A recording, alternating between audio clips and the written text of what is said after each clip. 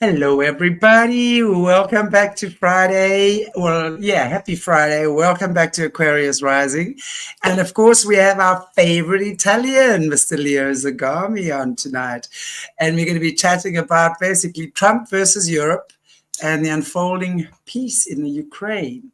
And of course, who better than our resident expert on these matters, Tada, Mr. Leo Zagami. How are Thank you, Leo? you. Welcome. Thank you for having me on as usual. It's always a pleasure. And of course, we are in a new phase, let's say, of this war that started, of course, with the coup in 2014, but was officially unfolded during the Joe Biden administration in 2022 with the, of course, Putin's first his recognition, of course, of the Donbass region as a part of the Russian Federation, and then, of course, the rest is history, and it's not been very favorable for the Western world that has spent a lot of money for this comedian turned politician that is now, as we speak, in the White House. And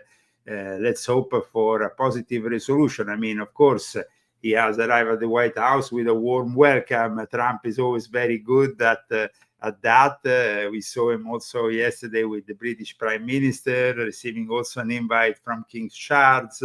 I think that it's very important to understand that Trump is very diplomatic and also is a guy that likes to charm people, likes to, it goes on a charm offensive, let's say. You saw the comment in the comment section already, didn't you? You must have, if you check in the comments, because already there's talk about that, which of course was going to be the first thing that I wanted to talk about, and of course that is the first thing that comes up. I mean, he called him a dictator, but now, of course, and a moderately successful comedian, but now, of course, he's receiving him in person, and we know that Trump does that all the time. I mean, for example, we have nowadays Marco Rubio, who is part of his administration, but I remember when he used to call him Little Marco, Little Rubio. I mean, he was not so complimentative with him, and that was not so long ago. So I mean, he manages to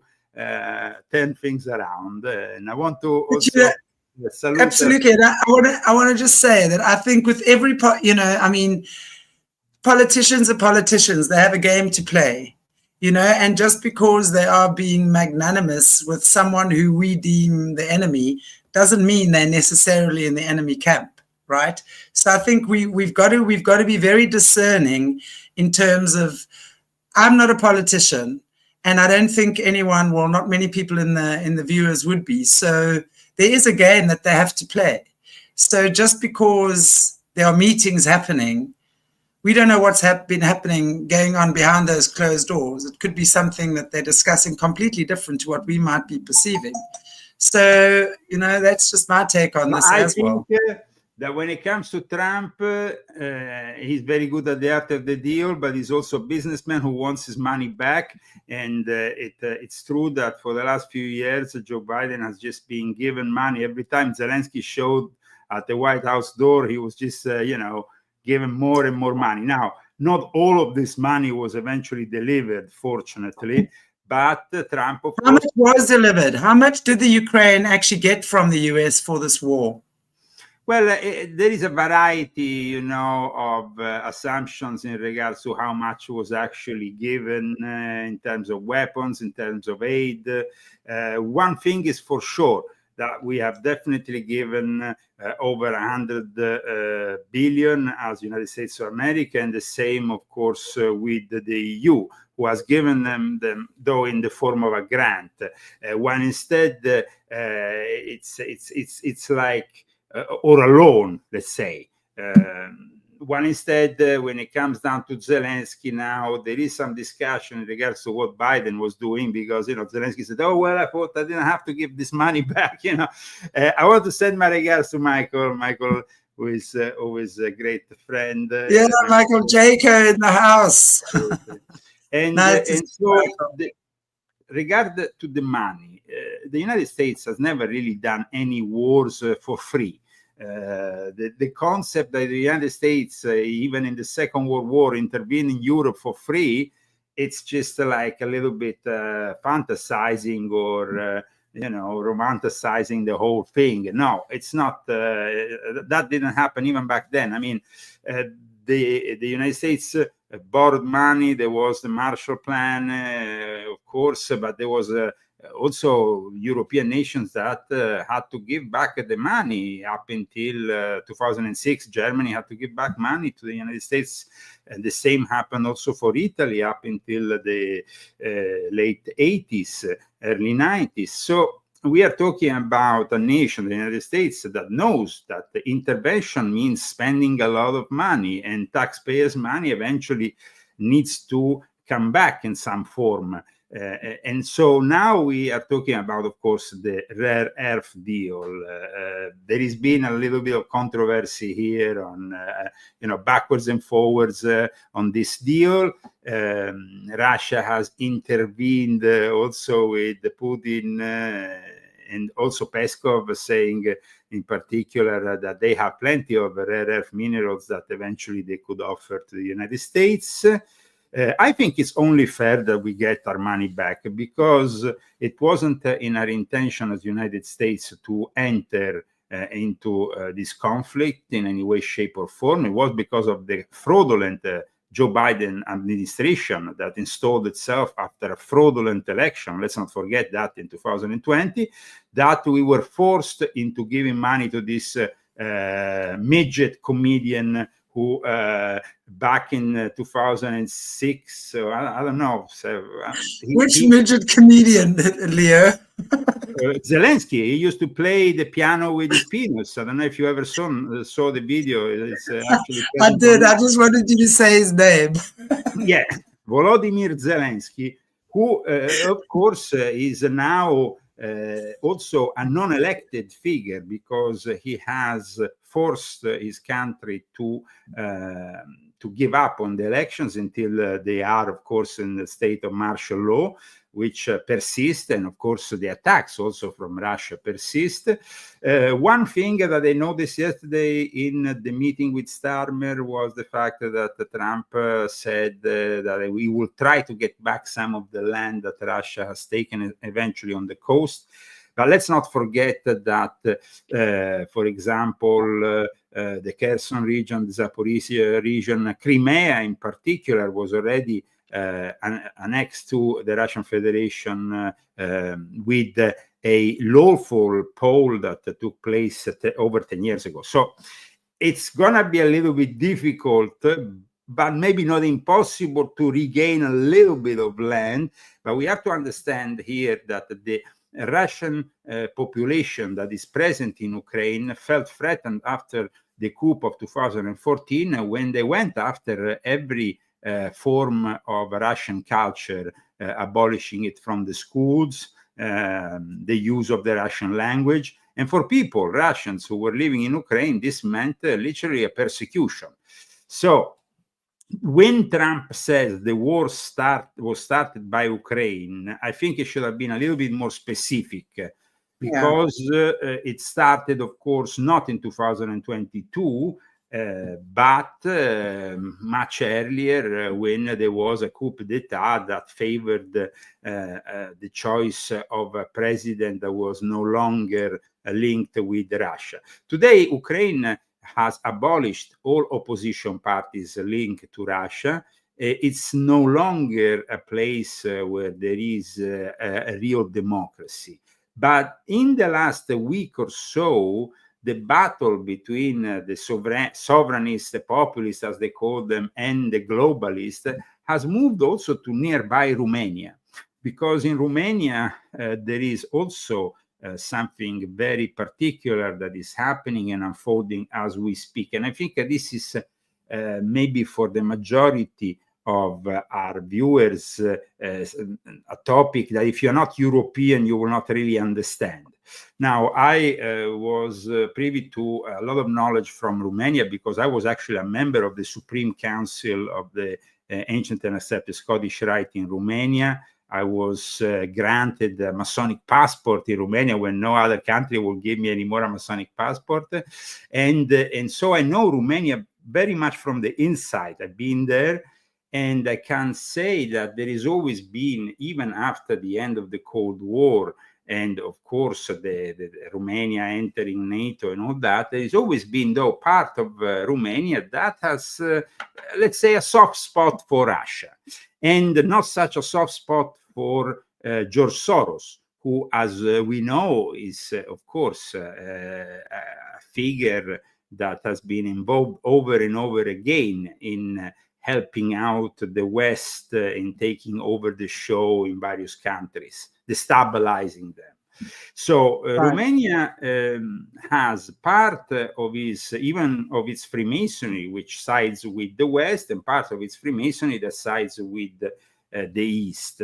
And there is important figures within the Freemasonry that come from the military and intelligence world in Romania. So that's why I'm saying I have direct knowledge of some of, especially after working with General Bartolomeo Savoiu, who was the guy who granted me this Masonic passport back then, and who is a friend, who is somebody I know very well. So it's somebody who is now observing, quite shocked at what is happening in Romania, because in Romania, we had Calin Georgescu, who was legitimately elected as president, but then, like even J.D. Vance stated at the Munich Security Conference, the whole thing was dismantled because, of course, he was accused of being too close to Russia. And so they, in some way, said, we have to redo the elections in May. But now they are arresting, or at least temporarily detaining Georgescu, and they're basically he has 6 counts, I think, 6 counts, and this means that it's going to be more difficult for him to prepare, of course, for a future candidacy. Right. So Romania is at the center at the moment of an important struggle. And Romania, of course, like I said, has a soft spot for Russia. Why? Regardless of the fact, of course, we know Romania was kept within the sphere during the Cold War of the Soviet Union. But everything that the Romanians today have in regards, for example, to the hot water, people don't know this, but the Romanians have hot water at nearly cost zero, because they have these big, giant fabrics, whatever, where they heat up water from the Soviet times, and it's still in place. They have, like Romanians, for example, sent out of their country the worst scumbags and criminals. And if you are instead in Romania, you can leave the door open of your home, of your car. Nobody's going to do anything, because the Romanian law is so strict that no criminal wants to mess with it. Trust me. And that is instead, when the Romanians, for example, who left Romania, either for political reasons or either because they were criminals, ended up in places like Italy, they ended up creating a lot of damage as it became a gang, very, very much creating gangs and supporting the deal of drugs and weapons. And so the Romanians that we saw abroad were not really the same Romanians we see in Romania, which are actually very much smart people, intellectual, and also thanks to the culture, the way that the culture was spread evenly during the Soviet times, during the one positive element, and I think it's the only positive element I can talk about during the communist Soviet times, is that culture was spread evenly. So everybody will have a chance to study and to be instructed in all sorts of things. So you will not have the problems you have here, especially in America, where, of course, paying for your college tuition or your university is at times a very difficult ordeal. And so we see still in Romania, like I said, there is a soft spot for Russia. That doesn't mean necessarily that they want to leave NATO, they want to embrace Russia again fully. But when they saw what George Soros was doing, what Alex Soros was doing, they're not stupid, these people. I mean, when I talk with the Romanians, they really know what's going on in the world more than other countries. Like the majority of French people or Italians or other Europeans are kind of blindfolded by the events. They seem to still believe in the ridiculous assertions of the European Union. The European Union is going bankrupt. This is the reality of it. And it's going bankrupt because of their own making, because the European Union was counting way too much on Germany as this engine of the European Union, but at the same time, Germany was counting on the fossil fuels arriving from Russia. And once that ended, now Germany is in terrible decline. So we saw the recent elections. We saw a lot of people who thought that everything will change with an elections in Germany. Maybe those people will have to study history and know that Germany, just like every other defeated country, and I'm including in the defeating country of the Second World War, Italy and Japan, are monitored still to this day by the United States and the Allied forces. It's not like we gave them freedom.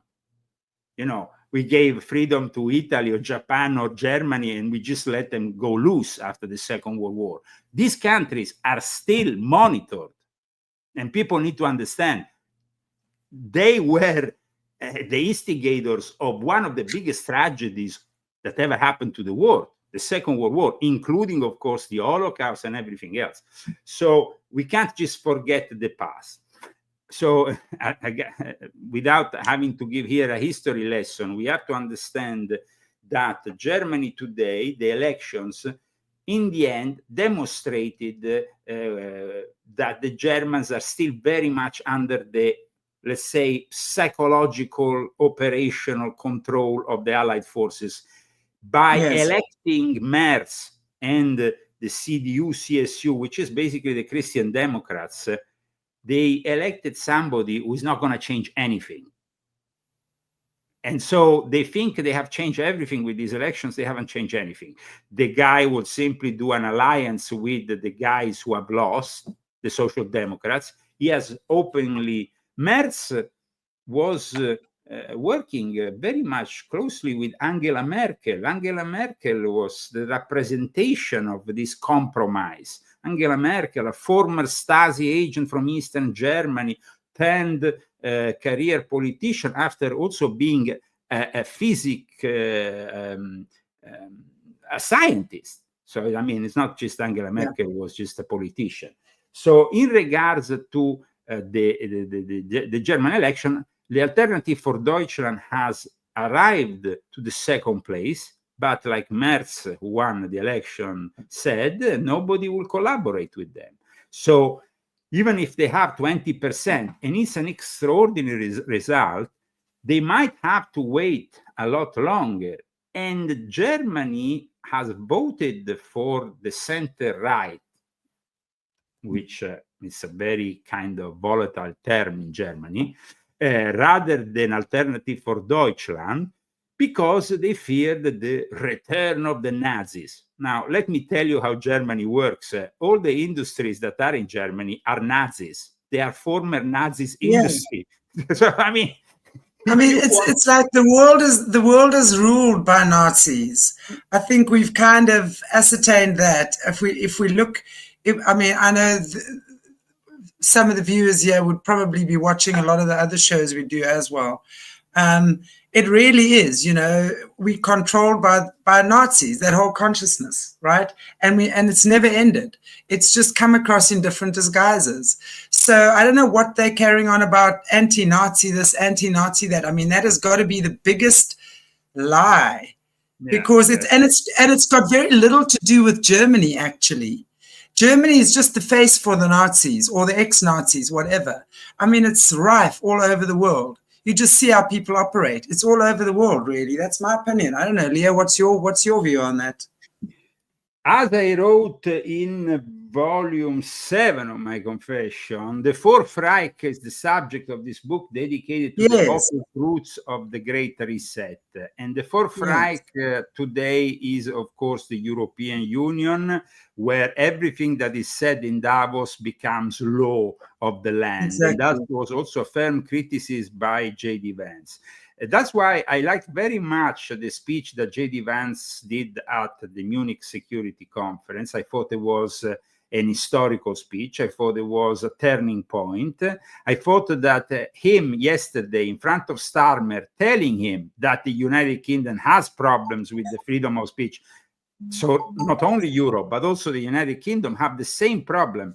And the problem is a problem that, as you know, has touched me directly. I had to flee Europe. I had to give up on my European citizenship because of the censorship and because I was persecuted, arrested there, tortured, all those things. And eventually I fled here before things might have got even worse.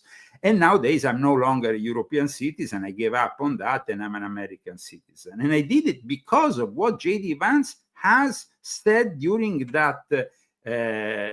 He basically told in their faces things. And he actually said during his speech, a few hills over in Davos. So he actually mentioned Davos during his speech very, very openly.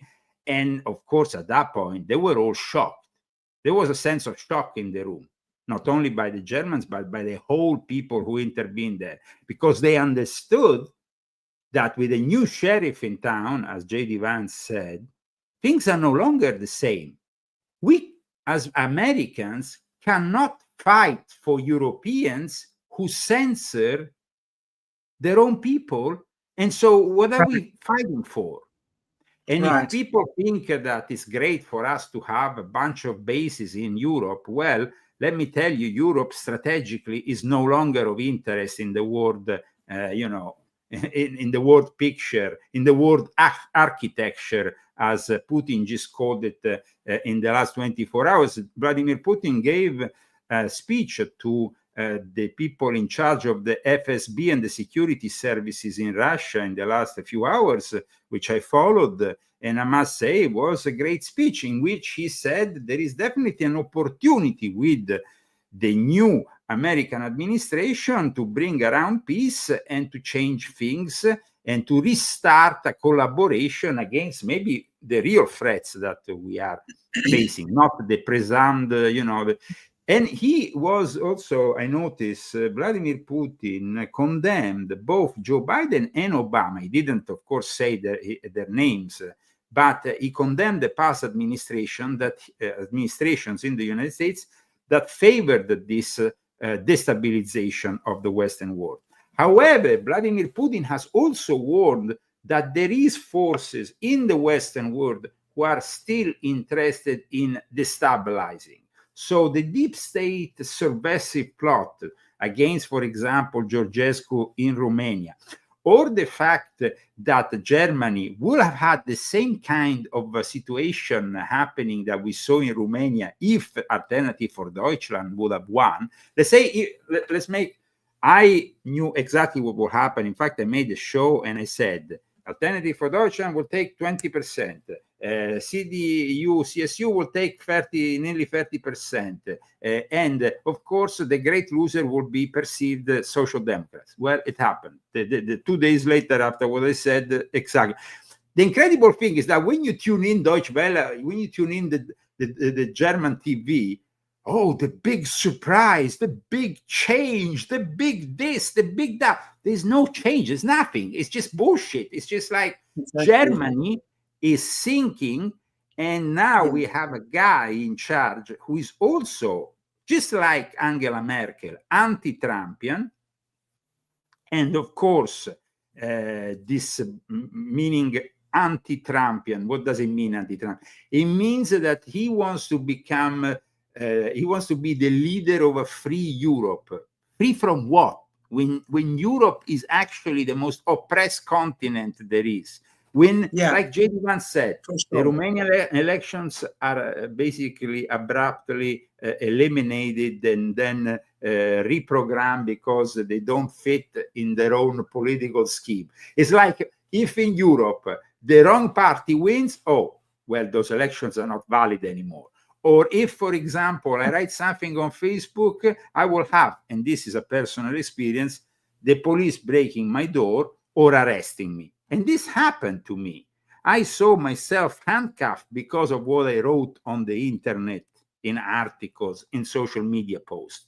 So it's not just, and so for this reason, as we don't, when we say Trump versus Europe, it's really versus Europe because Europe is once again showing the real Nazi. And when you say Nazi, but it's not Nazi really, let's be honest about it. It's communism and Nazism. It's everything that is socialism.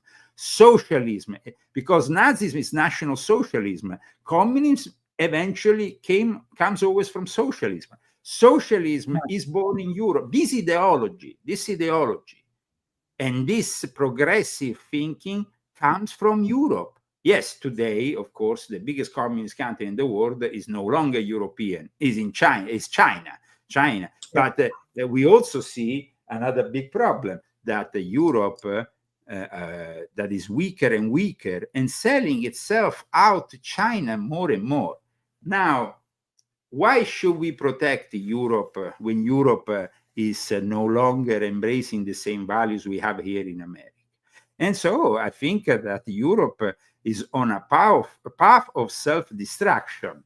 And the populist national, let's say, movements on the continent, the one in Romania, but also the ones around Europe, have shown that unfortunately they are not able of changing anything because the system is rigged. So yes, it's rigged. Alternative for Deutschland can't really change anything as well. In France, we saw, for example, during the pandemic, people marching, riots, civil unrest here and there and everywhere. And then they go and elect again Emmanuel Macron. Okay, but now listen, have you heard the scandals going on about Emmanuel Macron and Brigitte? We actually spoke about it on one of my shows this week, that Candace Owens has actually done an amazing documentary talking about Brigitte being a biological man and in fact being Macron's biological father.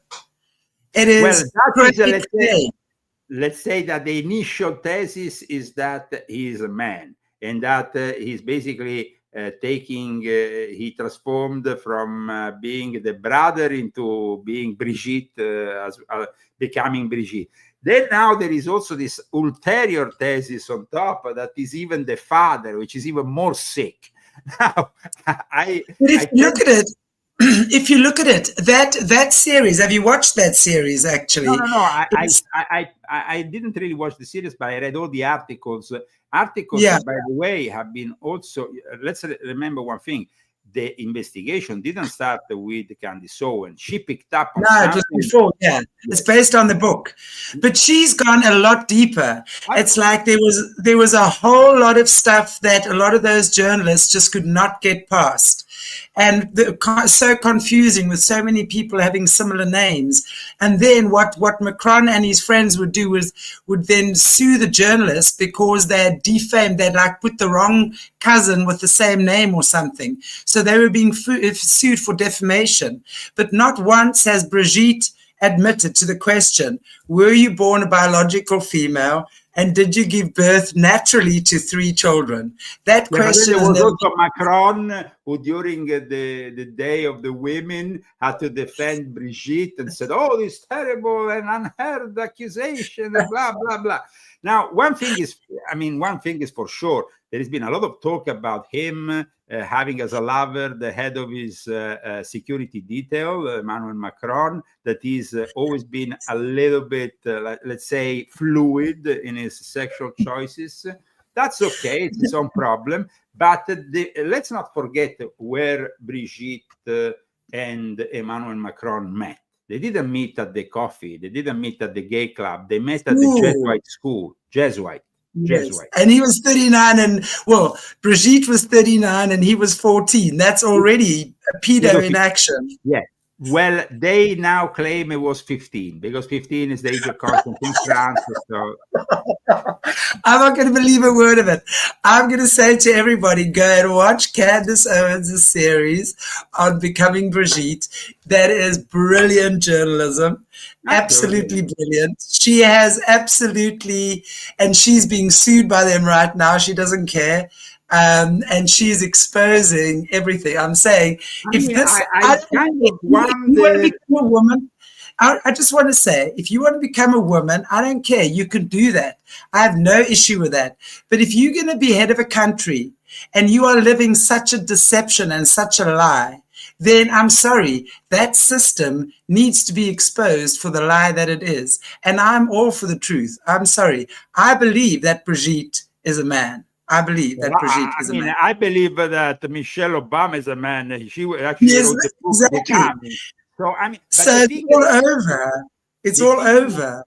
The thing is that personally, I never had a problem with the LGBTQ community until I understood really how evil the transsexuals are, the transvestites are. I had direct experience really with these kind of people, and they were not positive experiences. So, I mean, of course, I met also nice people during my career as a DJ and as a record producer, people which were fairly nice, but ultimately they really had always some kind of inner hate towards normality, towards the traditional family, towards people who are simply heterosexuals.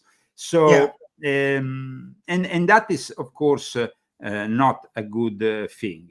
But regardless of the sexual choices or preferences, let's understand Emmanuel Macron. Macron, who worked, of course, with the Rothschild banking in France.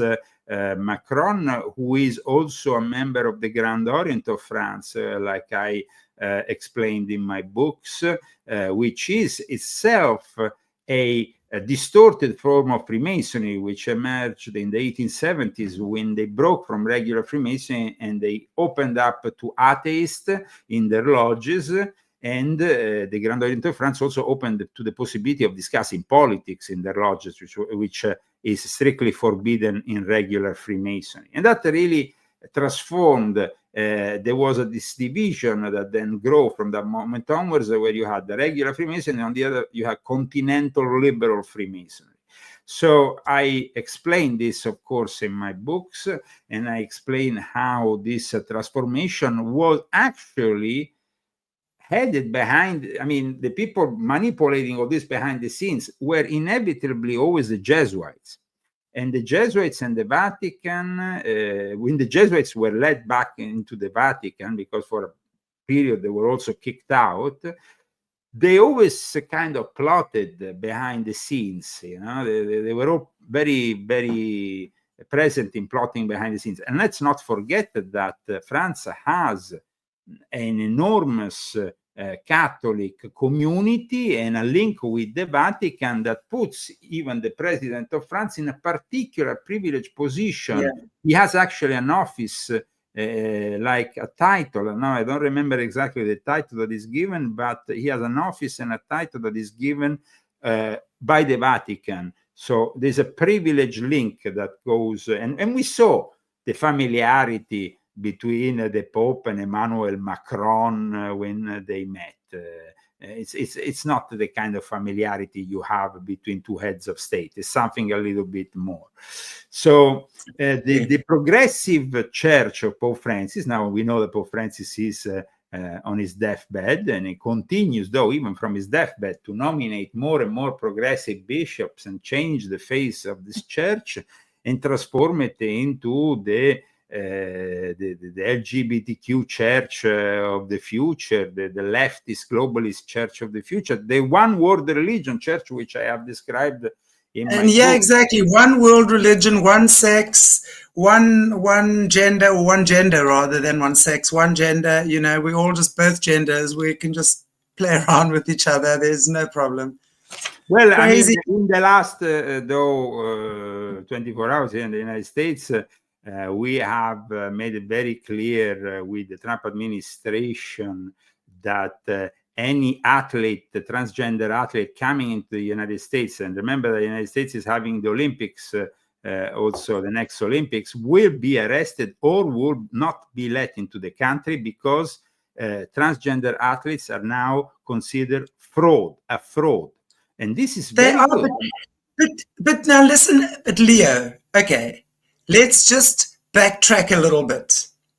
If our heads of state, such as Big Mike, in all 6'7" of himself, pretends to be a girl for 8 years, and now we're having Brigitte Macron, who also pretends to be a girl. These are two very prominent countries. And this is the deception. This is the level of deception that is coming down from the top. Now, we know on this channel, there is so much BS and so much evil and so much disgusting things that happen behind the scenes, right? So are we surprised? And how many of the actors and actresses are actually inverted? Right, many of them. These Victoria's Secret underwear models, lingerie models, many of them are actually born boys.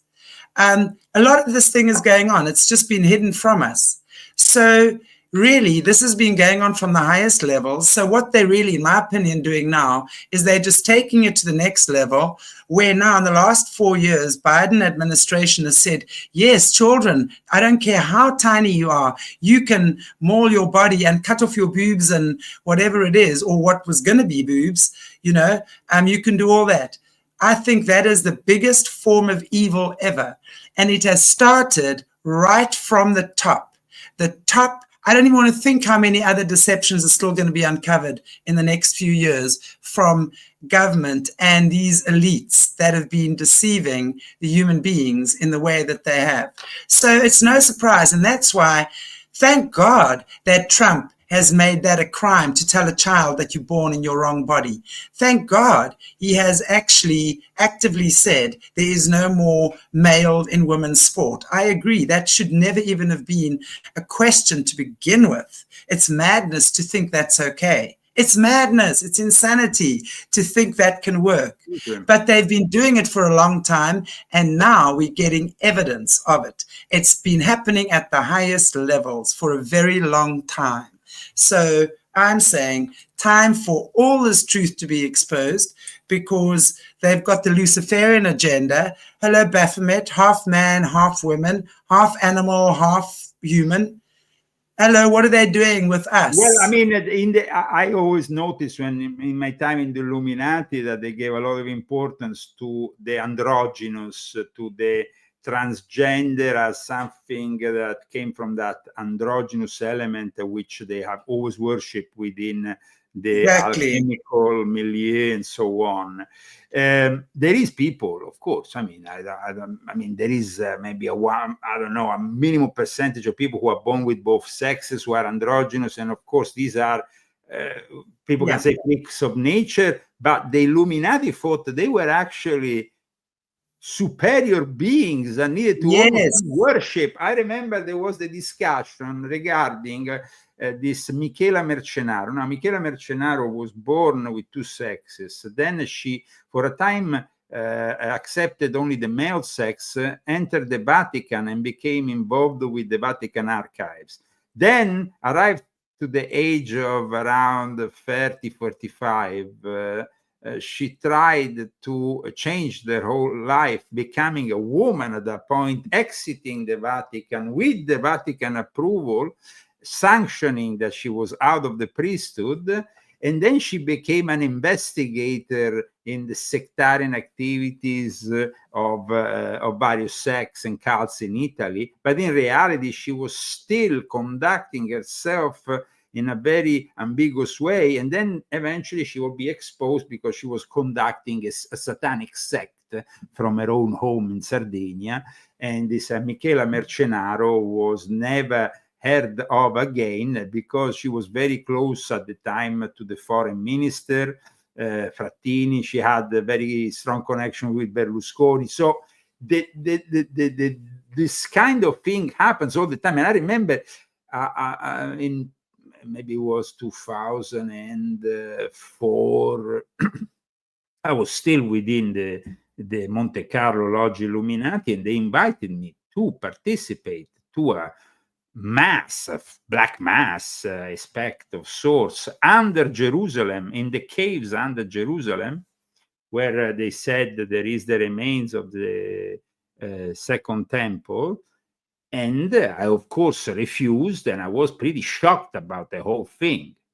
And I was even more shocked when I went in June 2006 to a meeting of the Monte Carlo Lodge, my last meeting. And in that last meeting, they were openly discussing that Michela Mercenaro will take the post of Grand Master of an Obedience of Women. They said, well, you know, we want to control these women. But we want to have something that can please them. So in the end, they put an androgynous figure that was half man, half woman. And I was like, that sounds sick. But in any case, what you've just said to me has actually filled up a lot of, it's given me a few pieces of the puzzle.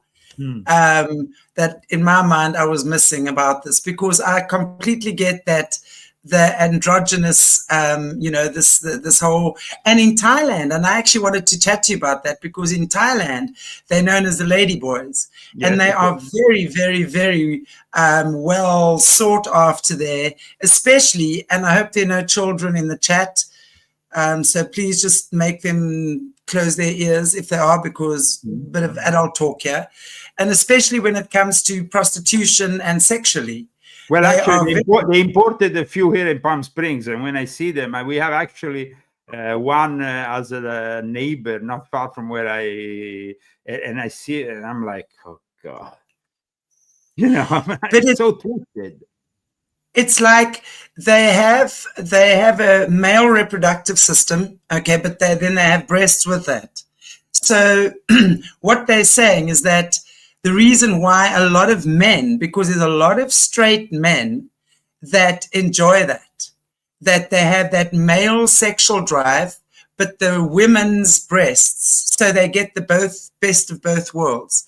And I have seen that over time with more and more men that I've worked with over the years, or just had conversations with around this. That has been a big attraction for men, actually. And I'm surprised how much. And not that it doesn't, I mean, I don't care either way. It's just me observing, what I'm hearing. So it's very interesting. And I'm wondering now, especially in places like Thailand, where the sex industry is so rife, right? That the lady boys, there's a huge concentration of them. And I mean, there's clubs you go to where there's just lady boys.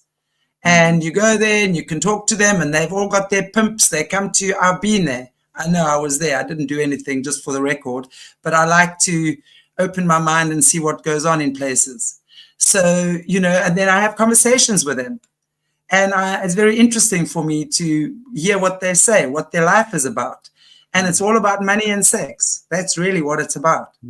So, and I don't know, having these conversations and seeing, when we go back to that, what you were saying about the Freemasons when they discovered the androgynous man, woman, whatever, that was a superior being. So they would strive, obviously, to have more of that. Or then in their sick ways of their experimentation, they would have then strove to get more of that. So I'm wondering then, how come Thailand, and why Thailand? Because when you go to Thailand, vibrators are illegal. Right?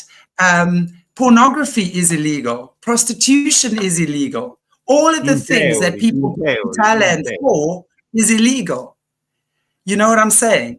So it's I've never been in Thailand.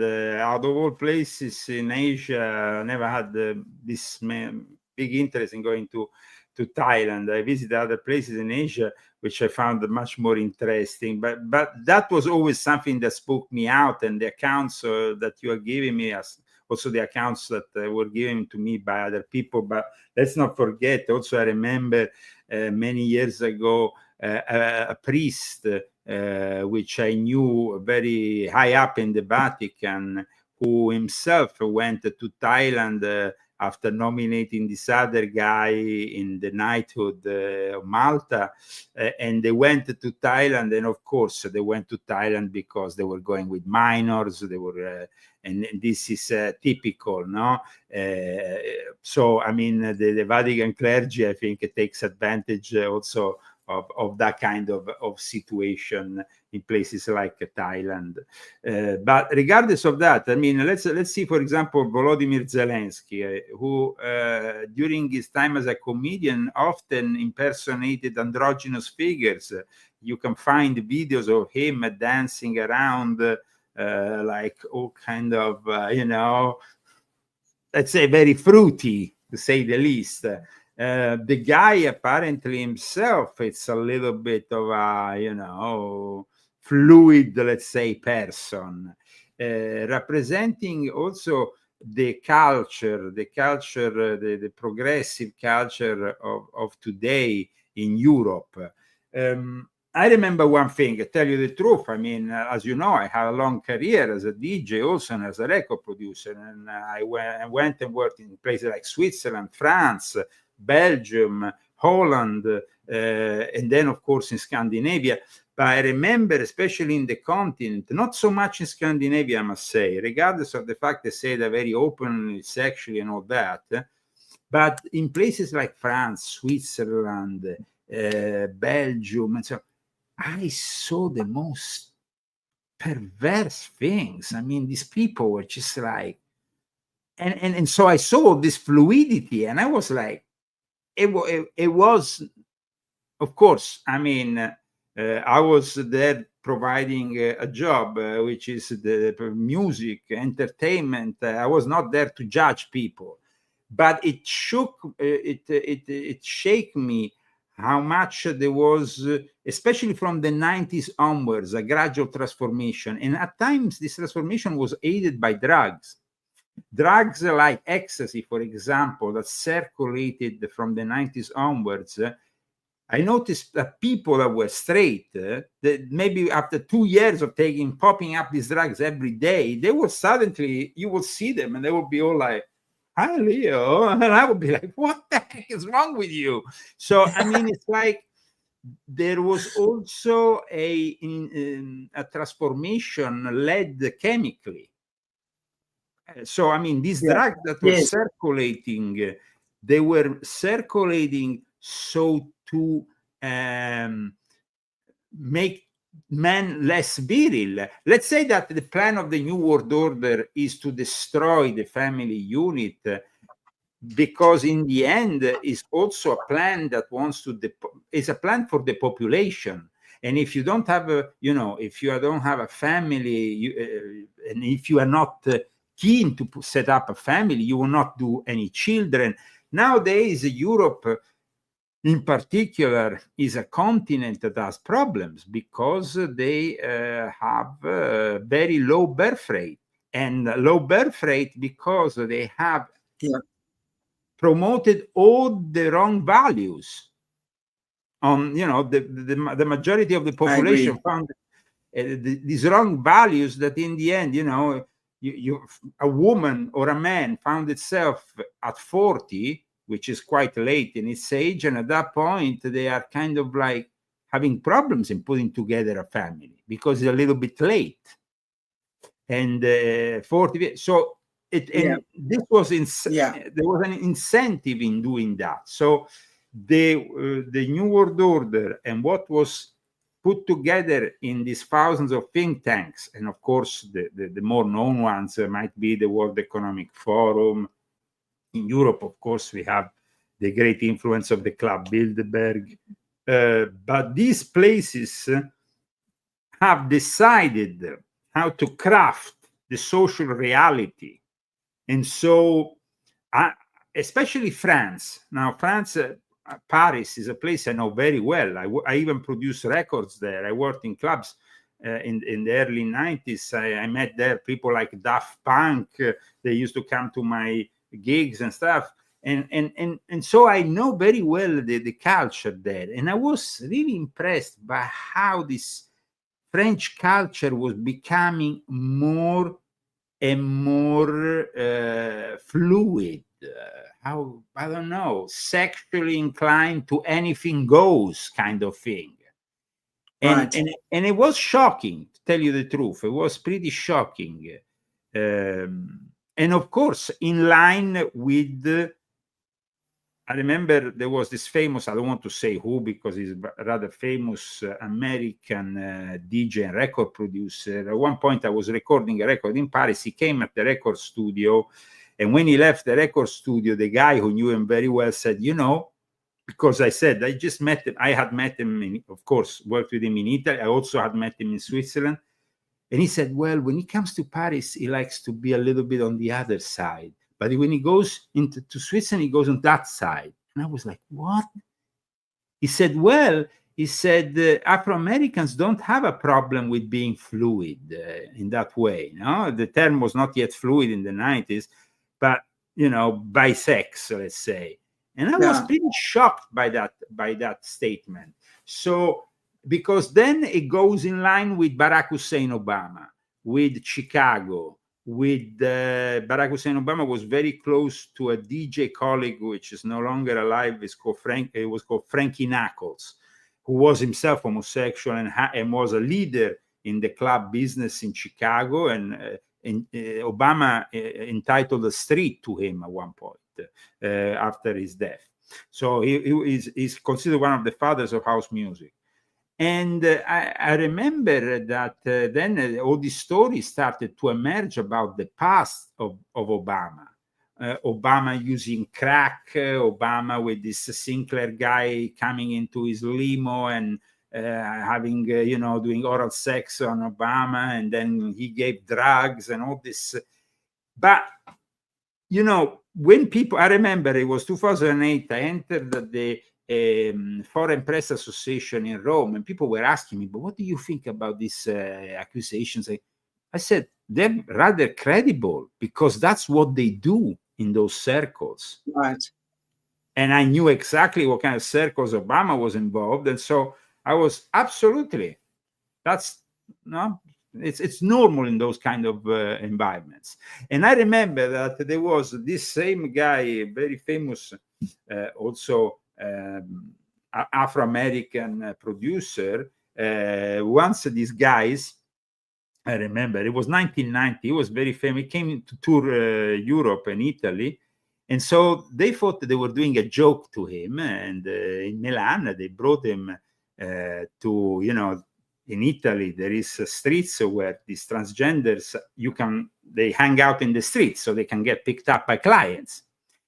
And they made a joke. They thought they were making a joke by leaving him instead with a woman. He said, I want to go with the process. Okay. This guy said, but they want to make a joke by bringing him to a transgender. So they left him in front of this transgender and they said, okay, how long will it take before he comes back to us and tells us to fuck off, basically, The guy instead left with this, and they were like, so regardless of the sexuality of people, I think that the problem is enforcing children into accepting all this. I think that people, adults, can eventually do whatever they want, as long as they don't force their beliefs on other people. And unfortunately, this is what is happening here. During the Joe Biden administration, we had Kamala welcoming transgenders in the White House, transgenders flashing the boobs in the White House. Yeah, exactly. I mean, we had things that were completely contrary to the ethics and morals of most people. And so no wonder that America rejected this, rejected Kamala Harris.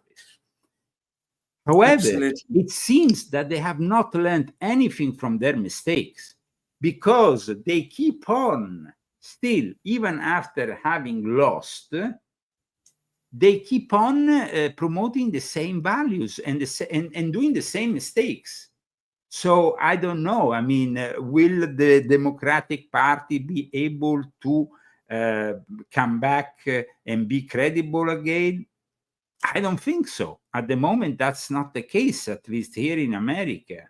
And Trump, of course, is unfolding peace in Ukraine as we speak by meeting Zelensky, by forcing him into accept this deal for the rare earth, and at the same time to accept a possible deal with Vladimir Putin.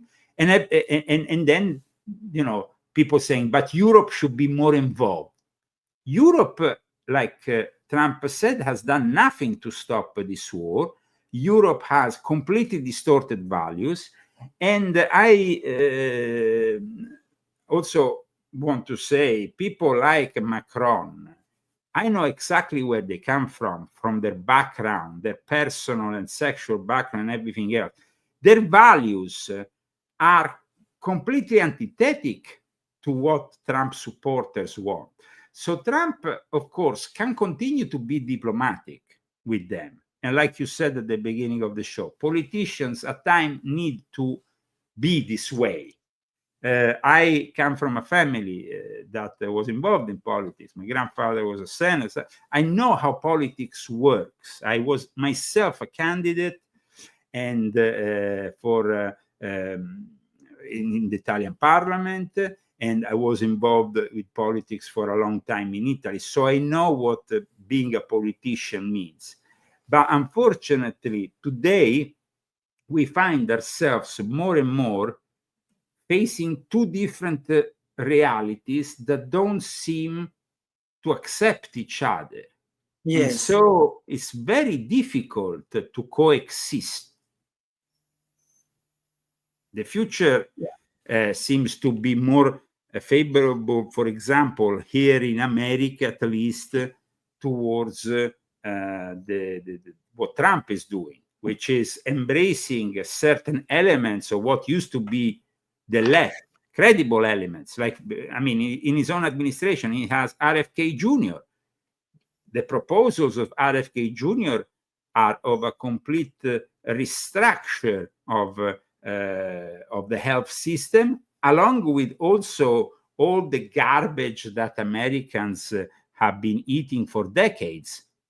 And I think that's a great opportunity, making American health again. So Tulsi Gabbard was a candidate with the Democratic Party. She's now the director of national intelligence.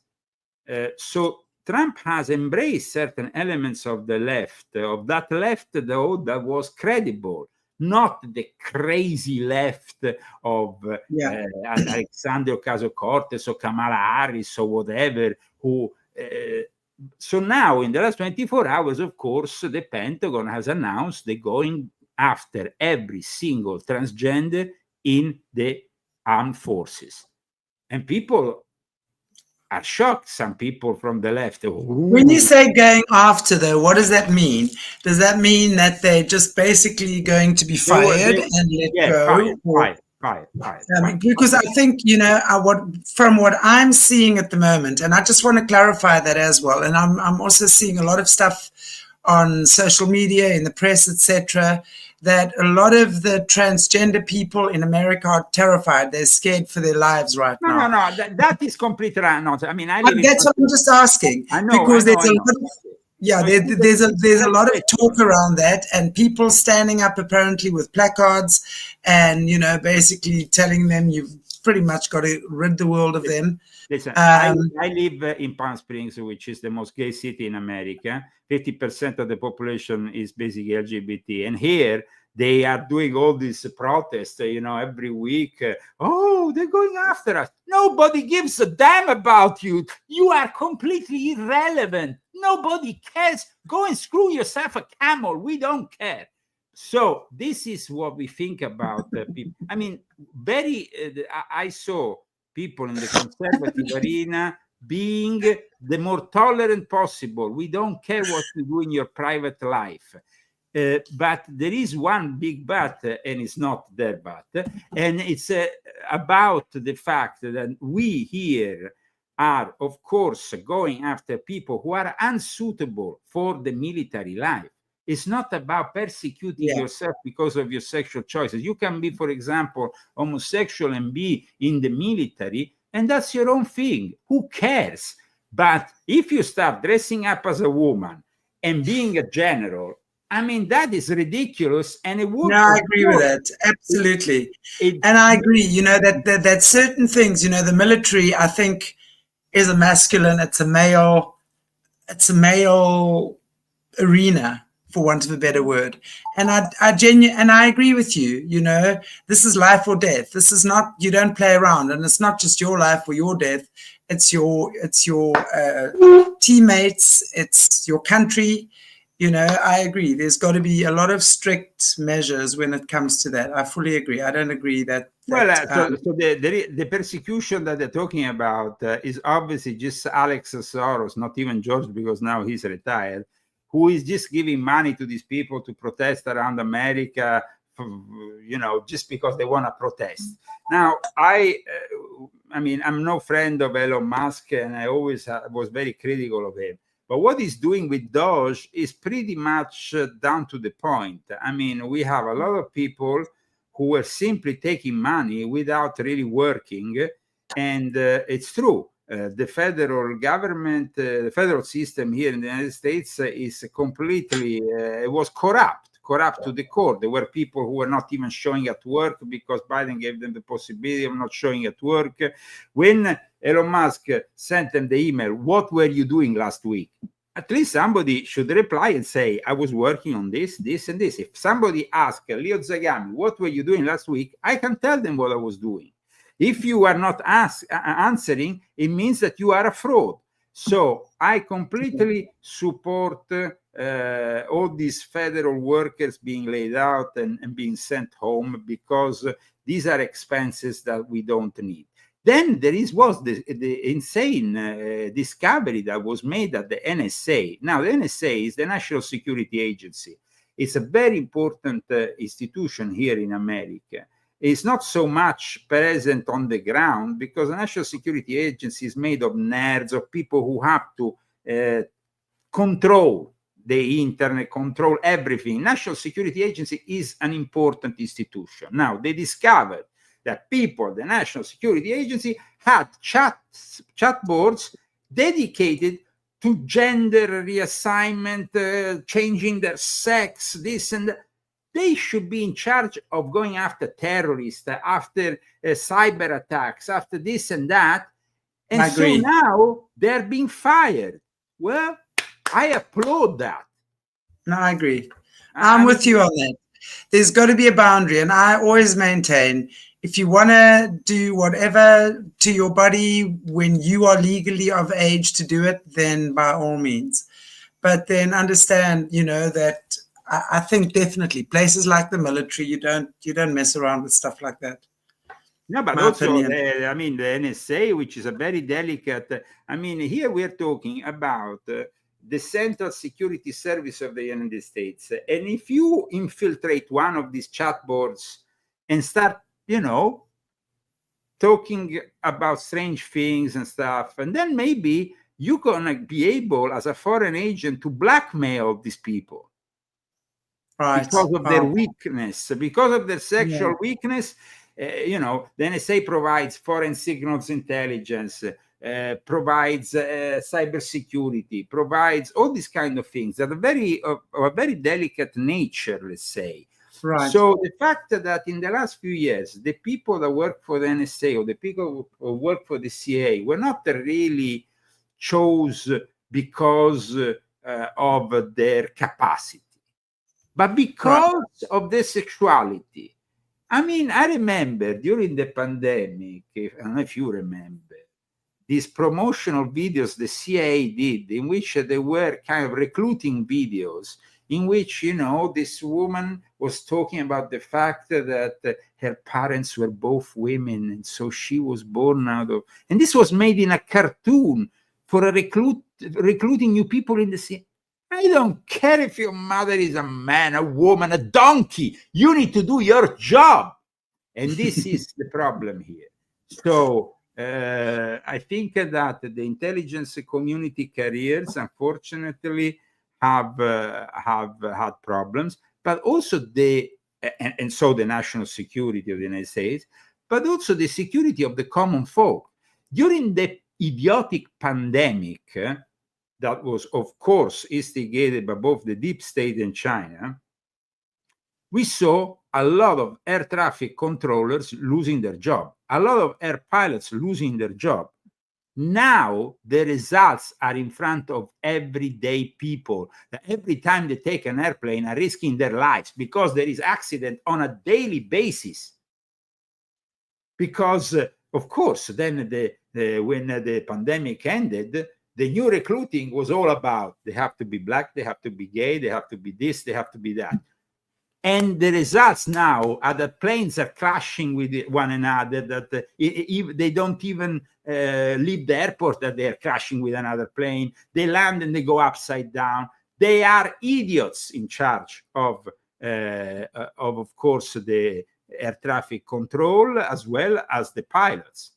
So this is the result of these diversity, equity, and inclusion policies, which I have denounced, by the way, on volume 11 of my Confessions.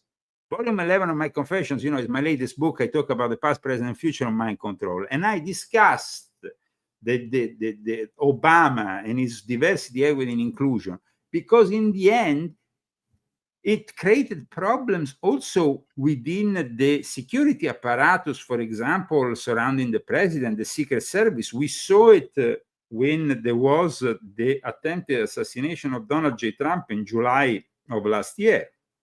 And now the New York Post is bringing out a new, between brackets, expose, a new investigation in which they are noticing that basically Thomas Crooks was not actually maybe on his own, doing this on his own. But if you read volume 11 of my Confessions, you already know that. The encrypted, of course, apps on his phone, but also the links that he had. He was not working, but also the weakness of the Secret Service. That was, of course, you saw these women that were kind of trying to be security around Trump, with all the respect. And they were this tall. I mean, Trump is as tall as me, and these were like this tall. And it was ridiculous. And they didn't really even know how to get a gun, in the moment of panic. You could see these women who were in the Secret Service. It was just ridiculous. So I think that they have jeopardized, like I said, the security of our nation, and now the security also of the people with these policies. People should be judged not by the color of the skin, not by their religion, not by their sexual identity, but by their capacity to do or not do the job. And that's it. Exactly. That's really what we need to understand. In regards, of course, to everything that happened, it's also to do with the advancement that the Jesuits and the Satanists of the New World Order are perverse people. What they do in Davos in their spare time is. What do they do there? Tell us what they do. Male hookers, woman hookers, minors, everything that descends in that village in Switzerland during that meeting. It's not, you see all these businessmen, going around, all the discussing, and you see them all but in the evening, it's like, and I tell you, Switzerland can be particularly decadent. Prostitution is legal, and so they don't have any problems. And what happens in Davos is it's pretty hardcore. I mean, and these are the people, by the way, that then the Vatican supports.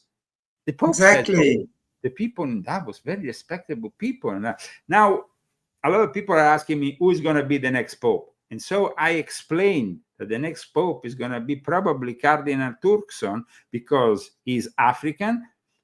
But on the contrary of most African cardinals, he's not really a conservative. He's more of a progressive force, and he's very much close to Klaus Schwab and the World Economic Forum. Yeah, so it's also he's been bought then. I mean, if he's close to Klaus Schwab, he's already been bought, and so he's already been paid for. Yeah, so it's highly possible that he's going to be the next. But for people who ask me if I have certainty, no, I don't have certainty, but I can tell you definitely there's not going to be a European, because Africa is the only nation only continent, in the world that is growing within 3%. Catholicism is growing in Africa. It's not growing anywhere else in the world. Even in South America, Central America used to be strongholds. That's very, very disturbing, actually. That's super disturbing to know that the Catholic religion is growing as fast as what it is in Africa. And because it's not, there is in many ways, there is a reason why it's growing. And it's not a reason only to do with geopolitical matters. It's to do with magic. You see, right. Africa, you know personally, Chantelle, Africa is fueled with animism, fueled with what we commonly refer to as voodoo. And so those kind of practices don't merge very well with other religions. But when it comes to the Catholic faith, we have always noticed that the Catholics were very inclined in absorbing and emerging things, no? So then your local god would become suddenly a saint of the Catholic Church, or they will merge the two figures together and venerate them together. Let's say that the Catholic religion is very flexible. So that's why I think it's growing very much in Africa. Very flexible. Yeah, it's so true, because, you said the word right now, again, another piece of the puzzle that's just like plopped in, is that the reason why the Catholic Church is so strong in Africa, and they are, make no mistake, they are. You can go to the most rural parts of Africa, and as true as God, there'll be a little pop-up Catholic church in the middle of fucking nowhere, and it just irritates me now, because it's, as you say, Africa has very, very powerful energy. There's powerful magic here, and it's currently being used and inverted for the dark forces. If those of us, I've mentioned it before in one of my previous shows, or a couple of my previous shows, if you know Credo Mutwe, who's now passed away, he was the most highly ordained medicine man in Africa, and he hated anything to do with government or church or whatever. And he's been telling us for many, many decades how the vaccines are actually shutting down our abilities, causing all sorts of issues. He was, in fact, the one, Credo Mutwe was the one that when Obama came into power, we were all like happy, right? Credo Mutwe was the one that said this, he wrote a stinking article on Obama. He said, you are allowing the Antichrist in. He said, you're never going to see more wars than America has ever been while Obama. And that is true. That happened. Credo Mutwe said all of that before Obama came in, right? And he was always like, he had the most horrific attacks, spiritual attacks on him, because he was such a powerful spirit. And he spoke about the Shatari, right?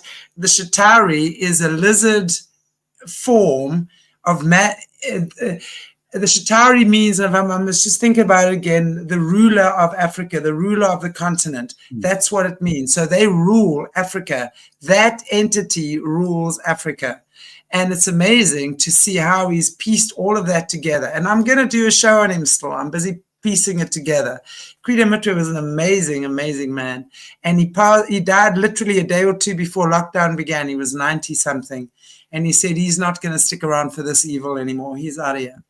And it was amazing, because he's done a lot for the African people. He's done a lot for just understanding the continent of Africa and the witchcraft that exists here. And he's exposed so because it's evil, it really is. And now when you say what you're saying about the Catholic Church, because of course anything evil they want, right? And as long as they can disguise it, okay, let me not blanket that. You guys know what I mean. The evil Catholic leaders, that's what I'm talking about. So they will take what they can, connect with that magic, buy the leaders over, give them power, give them money, because if that's one give thing them that also a title, maybe in the Vatican. I remember one day I went into this shop where they sell all these paraments and stuff, both for the clergy, but also for the knighthoods. So as a knight, I used to go to this shop, and the guy said, well, we are doing extraordinary business with Africa because they're all getting into the order of, I think it was San Sylvester Pope or whatever. And they Malta. were like, Malta. Nelson Mandela. Not Malta. Also orders that are even higher than Malta within the Vatican, like the order, I think it was the order of San Sylvester Pope. It's an internal order. It's a very specific order that the Pope gives directly himself. And they said there was, you see, he showed me, I remember he brought me to an angle of the shop. And he said, you see all these mantles? They're all for Africans. And I was like, what? And he basically showed me a whole section. And I was like, okay, whatever. So I mean, the order of San Sylvester, just so for people know a little bit, is a pontifical order. So it referred also as the Silvestrine order, and is very powerful because it's given by the pontiff himself, and is intended to honor the Catholic lay people. So the fact that this guy showed me a line of the whole shop that was like, I don't know, there must have been like 100 mantles of this order with the medals and everything, you know, that they give. And he said, I got them already. And the Pope is giving them to Africa, for Ghana, for Nigeria, for this, for that. And I was like, okay, so is this an African order now? Is this what? But inform yourself next time. If you go around Africa, you're going to find a lot of people that are part of the Order of San Sylvester. Now, because we don't have much time, let's go back to the Oval Office, because the news is now in, and I want to make it very clear. Trump and Vance didn't low down in front of this fraud, which is Zelensky. There was a shouting match in the White House, unparalleled. Trump ended up saying to Zelensky, you are gambling with World War III. You end up your joke now. So there was a screaming fight in the White House in the last half an hour as we speak. Zelensky is risking his life. I said this already in my Italian show yesterday. Who's backing Zelensky now, though? Because if the Democrats... Who's backing Zelensky? Chantelle, there is a lot of people like Zelensky that used to be on the payroll of the CIA, including Saddam Hussein, and people like Gaddafi ended up in a ditch. Now, I think that Zelensky is on the way to risking something very bad. Having an accident. Well, you see, I mean, having a shouting match at the Oval Office is not really something you want. It's not very graceful or refined. I think that also Trump blasted Zelensky as disrespectful. Now, that is pretty heavy and hardcore. So I think that in the conclusion of this show that we have entitled Trump versus Europe and the Founding of Peace in Ukraine, Zelensky is risking, but Zelensky also is demonstrating that he's completely out of touch, that he doesn't really know the history of Europe and America. And what does it mean for a little idiot from a country that is worth nothing in the eyes of America, which is Ukraine, to come into the White House and be called disrespectful and also gambling with World War III? Because we as Americans are not interested in doing a war with Vladimir Putin and Russia. Vladimir Putin and Russia has 5,000 nuclear missiles, 5,000, okay? the Americans have an equal, maybe less, actually, less. We have less nuclear weapons than Russia. Then we have China, which is starting to build up their nuclear arsenal, but they are still in the range of maybe less than 1,000. So here we're talking about the two global forces, no, clashing with each other. Why? For a comedian sponsored by George Soros? I think that we had enough of this bad joke placed on us by George Soros, who was the first guy who went into the former Soviet Union and into Ukraine in the early 90s and started to build this Ukrainian identity against Russia. Because you have to understand, I explained this in volume, especially in this book here, in book that I suggest everybody reads, volume 9. The Ukrainian identity has been built artificially. It was part of Russia, but in the last 150 years, 100 actually, to tell you, be precise, in the last 180 years, the Illuminati, especially from Germany and Poland, which, as you know, are neighboring countries, went into Ukraine, in the territory that we now call Ukraine, and started to build all this secret society to build the Ukrainian identity against Russia. But the interest was the interest of Poland and Germany. It wasn't the interest of Ukrainians or the interest of the Russians, of course, because the Russians, you know, it was building. So they built this identity, and gradually they called themselves Ukraine, and gradually, of course, also thanks to the Soviet Union, they were, you know, accepted within the Soviet Union and granted certain benefits. But it was not until George Soros arrived in 1990, right when the Soviet Union was about to collapse, that we saw the reestablishment of this Ukrainian identity more and more and more. But still, I tell you, up until 2008, until Obama came in, there was a 50-50 kind of situation in which, okay, there are certain Ukrainians who are of Russian descent. Some are Russians because during the Soviet Union, they were simply moved into the territory we call Ukraine. But everybody coexisted peacefully. I remember myself, I arrived in Moscow once for a job I was doing there. I used to work with the Ministry of Culture on various things. And they brought me to a restaurant. It was an Ukrainian restaurant in Moscow. And they said, Leo, we would like you to taste Ukrainian food. I said, Ukrainian? I didn't really know much about Ukraine. And they told me, yes, Ukraine, you know, but they are Russians, really. But they have a culture. They make great food. Okay. And I went there and I ate their food. But so there wasn't really any clash. The clash started with Barack Obama. Obama started the new Cold War. He wanted the new Cold War. Yeah. And he separated, he got these two realities that coexisted to clash. And of course, then we saw the re-emergence of that ugly Nazi reality, which is present in Ukraine since the Second World War and is historic, Nazis. And then those Nazis participated to the coup d'etat of 2014.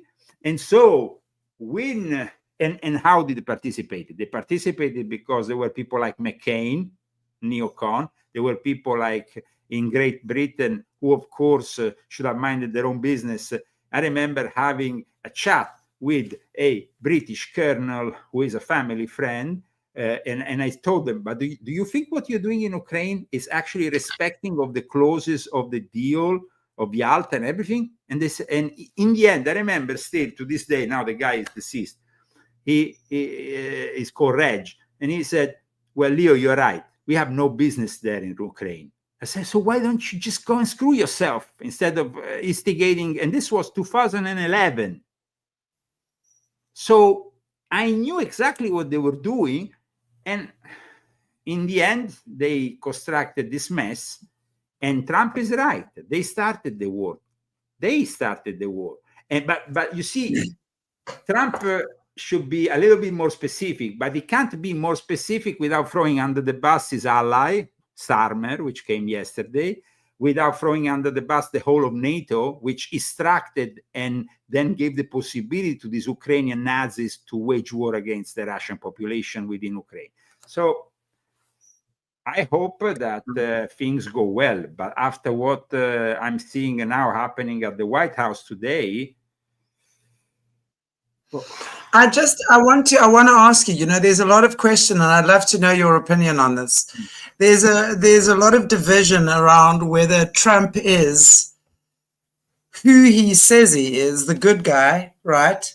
And there's a lot of people that have the perception that Trump is actually possibly even opening up the pathway for the Antichrist, because, he kind of fits the profile. And if you're looking at his history as well, he wasn't always a good boy. He's got some dirty things going on there as well.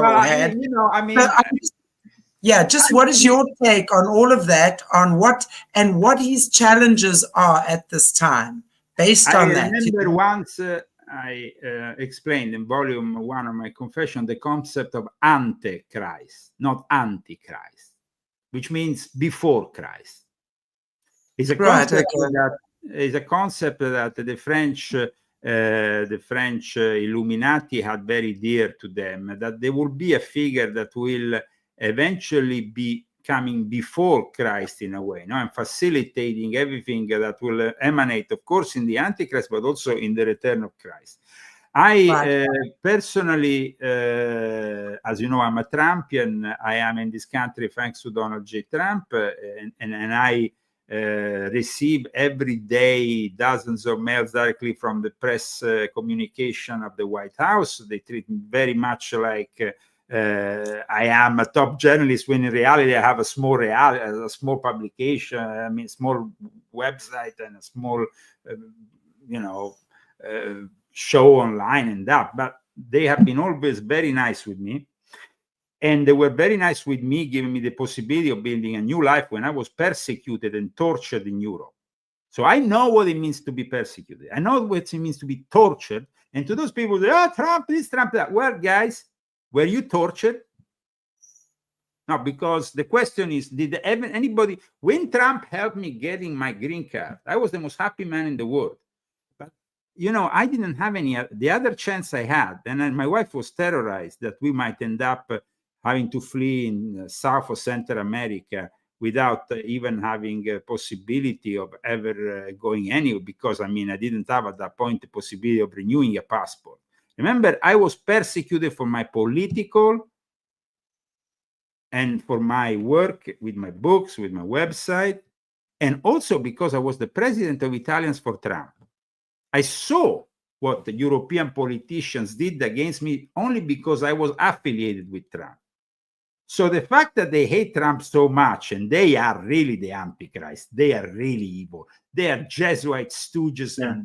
And so I leave it there. I know he's no saint. I know that arriving in the office, the Oval Office, means making some compromises.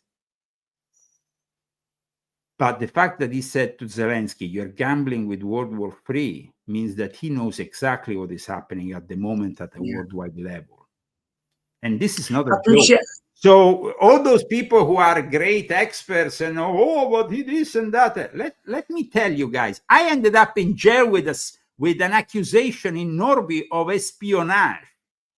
I ended up being tortured by these people. So I have a son I never saw since 2008, and I'll probably never see in my life, who is being brought up, as I explained, volume 10, by a guy who leads the Islamic people within the World Economic Forum. So I don't see people here, that have renounced to what I have renounced in my life, who have fought as much as I have fought in my life. No? All these great experts here, these great keyboard wizards and lions of the keyboard, as we call them in Italy. Lions of the keyboard. Lions of the keyboard. But where are they? What kind of sacrifices have they ever done in their life? So I personally saw that Trump gave me a hand, and he actually did it. So, well, our viewers are requesting. The Pope wanted me dead, wanted Leo Zagami dead. He made it very clear in Italy. So, yeah, I don't have anything else to add. Interesting now that after the Pope opened those portals or holy gates, right, the other day, that he's sick. Yes, how interesting is that? Just an observation. But I have one more question for you as well. I want to know from you what your thoughts are. Trump has obviously come in as president. Man, I'm no political pro, but I can see the mess that's been left just in the last 4 years. So, America is obviously faced with a lot of challenges right now that Trump has to try and sort out with, obviously, the cabinet, the rest of the cabinet.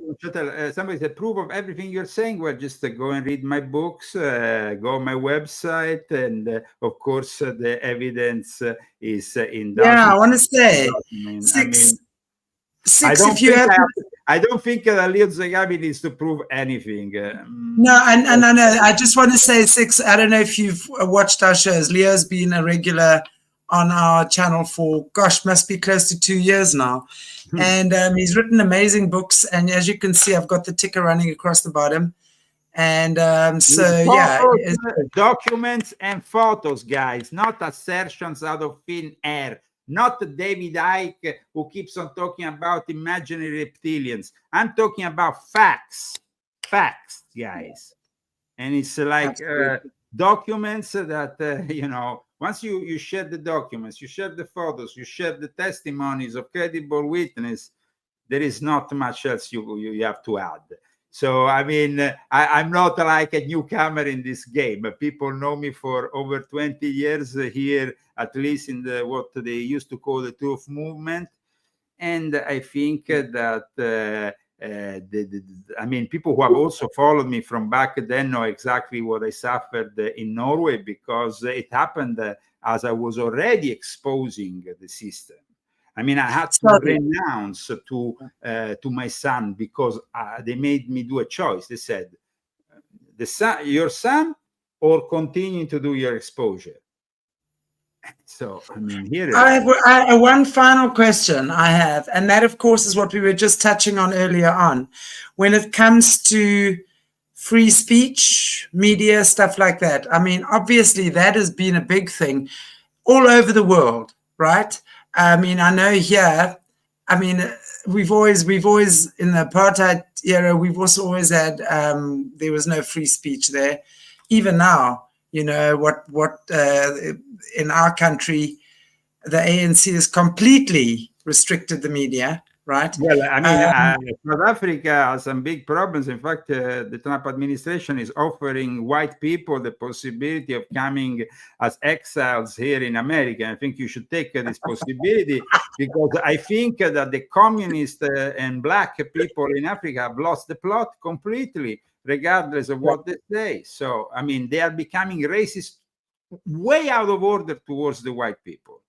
And so, I'm talking from a perspective of somebody whose family used to also have very much interest in South Africa, and we love South Africa, and we were totally against any form of racism, like my great-grandmother showed back then.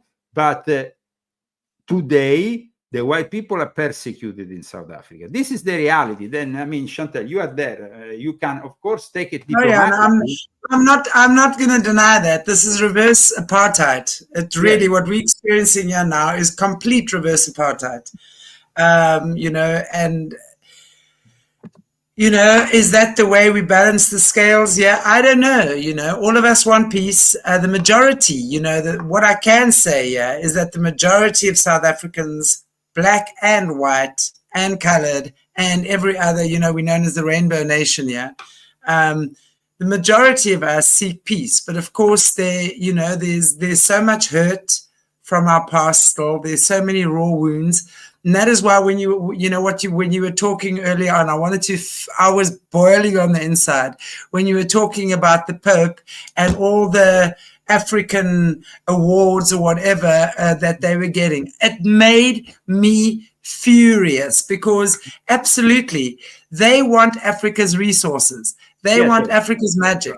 They want Africa's energy, basically. Do you remember when, I think it was 2 or 3 years ago, I think it was actually still during the pandemic, the Pope kissing the feet of all the Africans. Yes, I mean, that's what I'm saying. That's the level to which they'll stoop to get what the F they want. It's disgusting. It is disgusting. Oh, gosh. Absolutely. Yeah, and then people here, of course, I saw in the chat from Norway know very well my history because I was accused of espionage by the PSD, an accusation that was only dropped in February 2010 after they literally tried to ruin my life. And that didn't happen. I mean, I was very lucky to survive Europe. I can say that I was very lucky to survive. So Trump versus Europe, for me, it's like a vengeance. It's something like of a vengeance. I'm really glad to have given up my European citizenship and to see a president that wants to defend the interest of America against the Illuminati. Guys, because when you talk about the Illuminati, the original Illuminati didn't come from America. Where they came from? German. Well, German. I was going to say that's that whole German thing, the Nazis. Then you have. I mean, not even the Nazis. I think Germany was the face of that. You have Germany, but you had also Italy. You had also Spain with the Alumbrados. You have the Rosicrucians. Yeah. So I mean, Bavaria, the whole of Europe is made out of an elite, which I know very well, guys, because aside from all that, I also have a couple of aristocratic titles, and I was part of this elite, which still, it's trying to connect with me. Not so long ago, people now in Monaco offered me to be part of Make Europe Great Again. I told them I'm no longer European, but they told me, oh, well, we were organizing this great organization here with this and that. Okay, I support the initiative. I'm glad that they're doing something. But remember, guys, that these people in Europe are our enemies, and they're all such, racist, elitarian, princes, dukes, barons, and so on. They are all part of the old sacred Roman Empire. And I know them very well, unfortunately. So I can tell you, these people are not changing. They are continuing. And of course, to see somebody like Trump challenging them, well, I think that maybe the best diplomatic move was made yesterday by King Charles. King Charles has understood, after a poll has demonstrated amongst the Brits today, that the common folk in Great Britain likes Trump more than they like their own politicians. And so I think that maybe King Charles has started to understand that maybe it's a good thing to bring. Poor King Charles. What's wrong with his fingers, Leo? Have you seen King Charles's fingers? I mean, I think there's something very wrong with it. Poor guy. He's dying of cancer. So, I mean, whatever is happening to him is. I think it was even before the cancer story came along. There was definitely something weird going on there. Well, I don't know. He is a relative, so I can't talk about it. He's a cousin, so I mean, you can't be speaking ill of your family. No, I mean, I often challenge my family, but I must say that in the end, I think that he realizes as king of his people that this is about the time to maybe change a few things, because what happened also during the Joe Biden administration was that the British people were kind of like who supported Trump were criminalized, and there was a very much. I remember even when I went to do my conferences in Great Britain in 2017, 18, 19, just before I left for America, I did a few conferences in England. And there was this really anti-Trumpian, thing, going on. I think things have changed. I think that the pandemic has showed also the common person in Great Britain what it means to live in an Orwellian reality. I think that they're appreciating a little bit more what Trump is trying to do here in America. So I hope that that anti-Trumpian feel that they used to have fades, and I hope that Great Britain continues to be a great ally for the United States. But however, of course, we know that Great Britain has a lot of things to fight within their closet. They have a closet that is full of ghosts of a colonial past. Skeletons of a colonial past. Totally.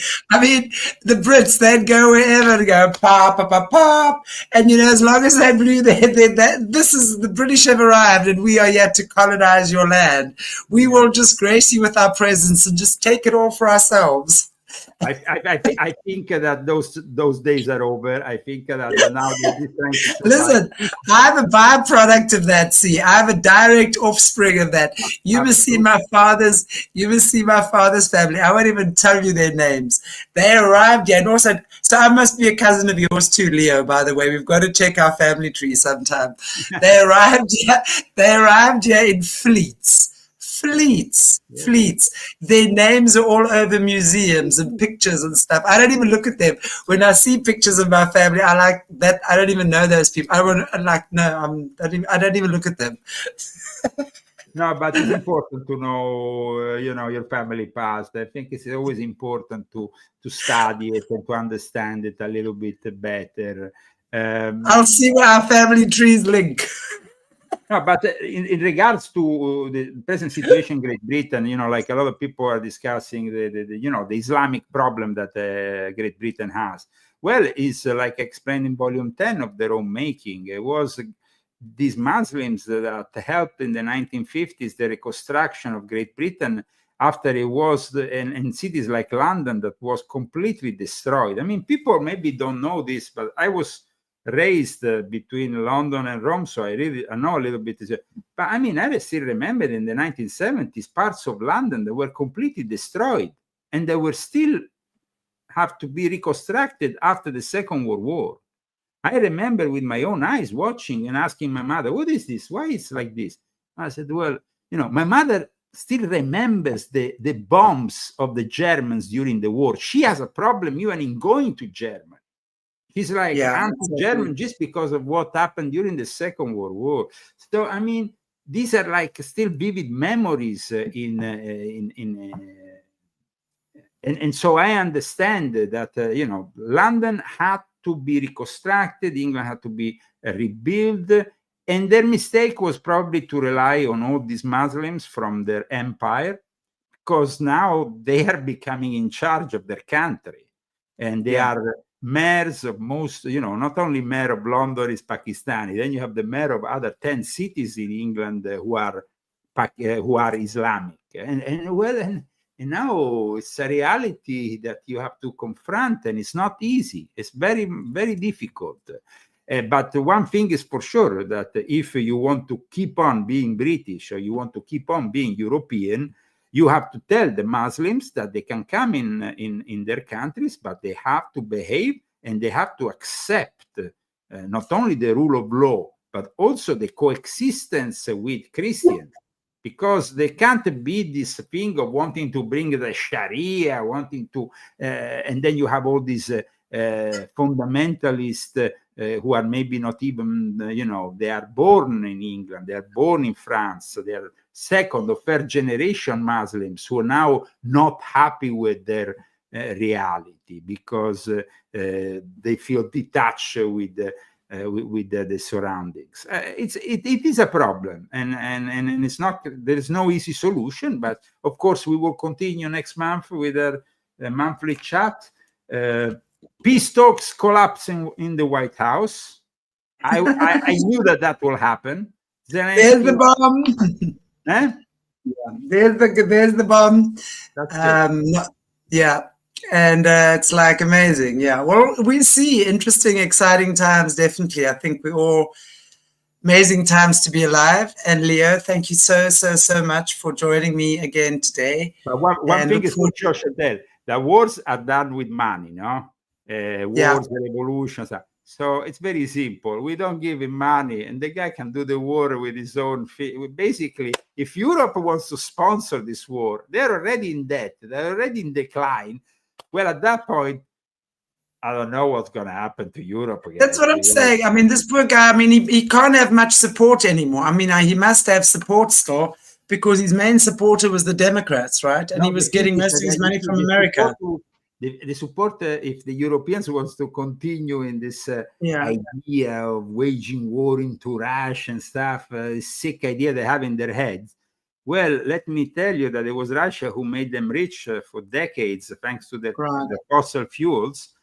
And now, well, if they want to become, the continent of losers that is going to go completely bankrupt, well, that's okay. Then we can come back into, of course, there will be the Chinese taking advantage of the whole thing, because there's always the thing, between two people who are fighting, and then there is the third one that arrives in and said, I have a deal for you. You sell me your restaurant, you sell me your bar, you sell me your supermarket, you sell me your country.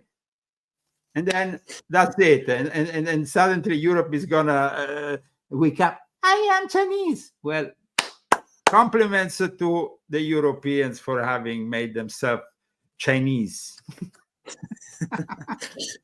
Yeah, we're going to be the Africanese soon as well. Okay. Take care, guys. See you next month. God bless everybody. Leo, thank you. So appreciate you being here. And thank you so much to everybody who's joined in our chat today. Really appreciate that. Leo, please stay on. I want to talk to you afterwards. Usually disappears so quickly. I have to go because I have my show for the Italians. So I'm okay. Well, then I have to email you. Okay, email the Italians must wait. The Italians must wait. They must wait for us Africans. But if you have a minute, I will have a minute. Yes, of course. Yeah, absolutely.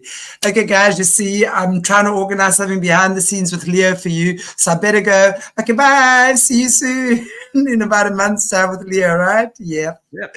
Okay, cheers, everybody. Take good care. God bless you all.